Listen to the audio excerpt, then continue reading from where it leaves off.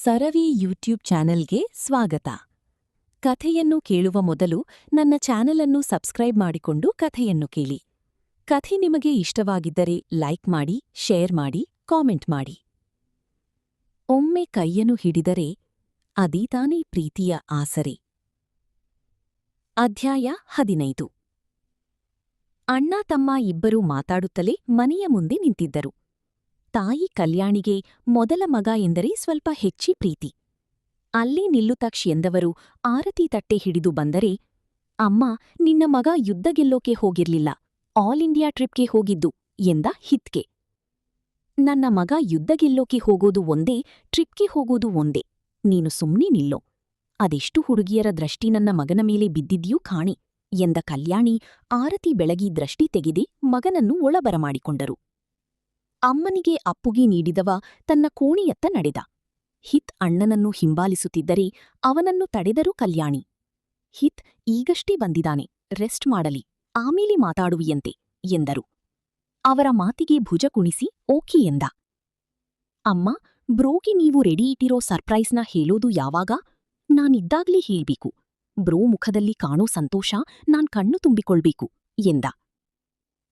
ನೀನಿದ್ದಾಗ್ಲೇ ಹೇಳೋಣ, ಅದಕ್ಕೇನಂತೆ ಎಂದವರು ಅಡುಗೆ ಕೆಲಸದವರಿಗೆ ತಕ್ಷ ಹಾಗೂ ಹಿತ್ನ ಇಷ್ಟದ ಅಡುಗೆ ಮಾಡಲು ಹೇಳಿದರು. ತನ್ನ ವಿಶಾಲವಾದ ಕೋಣೆಗೆ ಕಾಲಿಡುತ್ತಲೇ ಅದೇನೋ ಸಮಾಧಾನ. ಎಲ್ಲೂ ಒಂದು ಧೂಳಿನ ಕಣ ಇಲ್ಲ. ವಿಶಾಲವಾದ ಕೋಣೆ ಮಧ್ಯದಲ್ಲಿ ಮಂಚ, ತಕ್ಷ ಕೋಣೆಗಿಂತ ದುಪ್ಪಟ್ಟು ದೊಡ್ಡದಾಗಿತ್ತು. ಎಷ್ಟು ದೊಡ್ಡದಾಗಿತ್ತೋ ರೂಮು ಅಷ್ಟೇ ನೀಟಾಗಿತ್ತು. ರೂಮಿಗೆ ಅಟ್ಯಾಚ್ ಆಗಿ ಜಿಮ್, ಲೈಬ್ರರಿ ಎಲ್ಲವೂ ಇರ್ಬೇಕಾದ ಜಾಗದಲ್ಲಿ ನೀಟಾಗಿತ್ತು.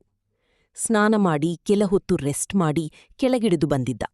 ಮನೆಯಲ್ಲಿರುವಾಗ ಖಾಲಿ ಶಾರ್ಟ್ಸ್ ಬನಿಯನ್ ಮೇಲೆ ಇರುವ ತಕ್ಷ್ ತಿಂಗಳ ನಂತರ ಅವನ ರೂಪಕ್ಕೆ ಬಂದಿದ್ದ. ಇನ್ನೊಂದ್ ಸ್ವಲ್ಪ ಹೊತ್ತು ರೆಸ್ಟ್ ಮಾಡಬಹುದಿತ್ತು ತಕ್ಷ್, ಯಾಕಷ್ಟು ಬೇಗನೆ ಎದ್ದಿದ್ದು? ಕಲ್ಯಾಣಿ ಕಾಳಜಿಯಿಂದ ಕೇಳಿದರು. ಅಮ್ಮ, ಐಮ್ ಓಕೆ, ಹೇಳುವಂತಹ ಸುಸ್ತೇನೂ ಇಲ್ಲ. ಎಲ್ಲಿ ಹಿತ್ತಾಫೀಸ್ಗೆ ಹೋದ್ನಾ?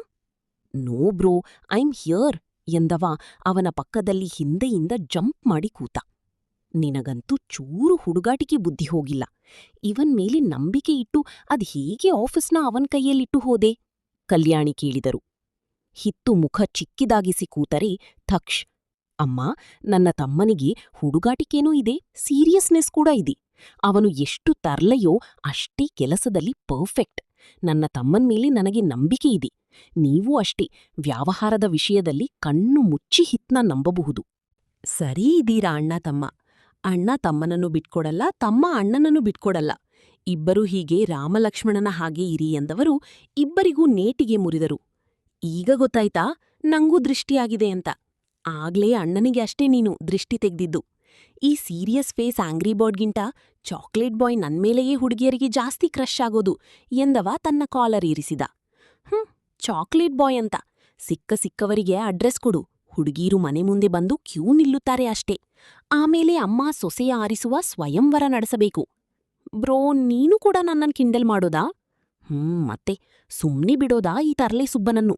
ಹೀಗೆ ಚಾಕ್ಲೇಟ್ ಬಾಯ್, ಕ್ರಶ್ ಅಂತ ಇರು.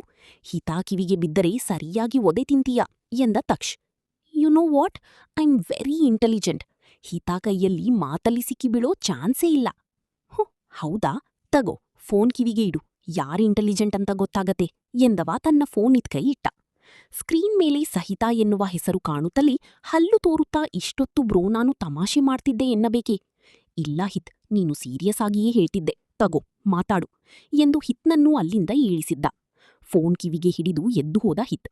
ಹಿತಾಗಿ ಮಸ್ಕಾ ಹೊಡೆಯಲು ಶುರು ಮಾಡಿದರೆ ತಕ್ಷ್ ತಾಯಿಯ ತೊಡೆಯ ಮೇಲೆ ತಲೆಯಿಟ್ಟ. ಏನಾದ್ರೂ ಗೊಂದಲ ಇದೆಯಾ ತಕ್ಷ್? ಯಾಕಾಗಿ ಈ ಅಮ್ಮನ ಮಡಿಲ ಆಸರೆ ಬೇಕು ಅಂತ ಕೇಳಬಹುದಾ? ಕಲ್ಯಾಣಿ ತಲೆ ನಿವರಿಸುತ್ತಾ ಕೇಳಿದರು.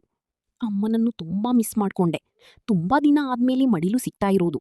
ಅದಕ್ಕೆ ಒಂದ್ ಸ್ವಲ್ಪ ಹೊತ್ತು ಮಲಗಲ ಎಂದವನಿಗೆ ಅದನ್ನೆಲ್ಲ ಕೇಳುವ ಅವಶ್ಯಕತೆ ಇಲ್ಲ ತಕ್ಷ್. ಈ ಅಮ್ಮನ ಮಡಿಲು ಅವರ ಮಕ್ಕಳಿಗೆ ಯಾವಾಗ್ಲೂ ಇರತ್ತೆ ಎಂದವರು ಅವನ ತಲೆ ನಿವರಿಸುತ್ತಲೇ ಬಾಕಿಯಾದರು. ಫೈಲ್ ಚೆಕ್ ಮಾಡುತ್ತಿದ್ದ ತಕ್ಷ್ ಬಳಿ ಬಂದ ಪಿಎ ರೀಟಾ. ಮ್ಯಾಮ್, ನಿಮ್ಮ ಸಿಗ್ನೇಚರ್ ಅಪ್ರೂವಲ್ ಆಗ್ತಾ ಇಲ್ಲ. Computer documents wrong. ಇನ್ನೊಮ್ಮೆ ವೆರಿಫಿಕೇಶನ್ ಮಾಡಿ ಅಂತ ಬರ್ತಿದೆ ಎಂದ ರೀಟಾ ಮಾತಿಗೆ ವಾಟ್ ಎನ್ನುತ್ತಲೇ ಅವಳತ್ತ ಉರಿನೋಟ ನೆಟ್ಟ ತಕ್ಷ್. ಸಿಗ್ನೇಚರ್ ವೆರಿಫೈ ಆಗ್ತಿಲ್ಲ ಅಂದ್ರೆ ಏನರ್ಥ? ಹುಡುಗಾಟ ಆಡ್ತಾ ಇದ್ದೀರಾ ಎಂದವಳು ಯಾವತ್ತೂ ಬಿಟ್ಟಿದ್ದೂ ಇದೆ ತನ್ನ ಕೋಪವನ್ನು. ಯಸ್ ಮ್ಯಾಮ್, ನೀವಿವತ್ತು ಕೆಆರ್ ಗ್ರೂಪ್ಸ್ಗೆ ಕಳುಹಿಸಿದ ಫೈಲ್ ವಾಪಸ್ ಬಂದಿದೆ ಮ್ಯಾಮ್. ಅವರೇ ಇನ್ಫಾರ್ಮ್ ಮಾಡಿದ್ದು. ಇದು ಕಂಪನಿ ಎಂಡಿ ಸಿಗ್ನೇಚರ್ ಅಲ್ಲ ಅಂತ ಹೇಳಿ ವಾಪಸ್ ಕಳುಹಿಸಿದ್ದಾರೆ. ನಾವು ಸಿಸ್ಟಮ್ನಲ್ಲಿ ಚೆಕ್ ಮಾಡಿದರೆ ವೆರಿಫೈ ಆಗ್ತಿಲ್ಲ documents. And one more thing ma'am, company ಸಿಸ್ಟಮ್ನಲ್ಲಿ ಓನರ್ ನೇಮ್ ಅಂಡ್ ಎಂಡಿ ಹೆಸರೆಲ್ಲ ನಿಮ್ಮ ಹಸ್ಬೆಂಡ್ದು ಇದೆ ಮ್ಯಾಮ್ ಎಂದಳು. ವಾಟ್ ಎಂದು ಚೀರಿದವಳು ತನ್ನ ಸಿಸ್ಟಮ್ ಆನ್ ಮಾಡಿ ಪಾಸ್ವರ್ಡ್ ಹಾಕಿದರೆ ಅದು ಓಪನ್ ಆಗಲೇ ಇಲ್ಲ. ಛೆ, ಏನಾಗ್ತಾ ಇದೆ ಇಲ್ಲಿ, ಪಾಸ್ವರ್ಡ್ ಯಾಕೆ ತಗೋತಾ ಇಲ್ಲ ಎಂದವಳು 3-4 ಬಾರಿ ಪ್ರಯತ್ನಿಸಿ ಸೋತಳು. ಬೇರೆ ಎಲ್ಲಾ ಸಿಸ್ಟಮ್ಗಳು ವರ್ಕ್ ಆಗ್ತಾ ಇದೆಯಾ ಎಂದ ತಕ್ಷಮಾತಿಗೆ. ಯಸ್ ಮ್ಯಾಮ್, ಎಲ್ಲಾ ಸಿಸ್ಟಮ್ ವರ್ಕ್ ಆಗ್ತಾ ಇದೆ.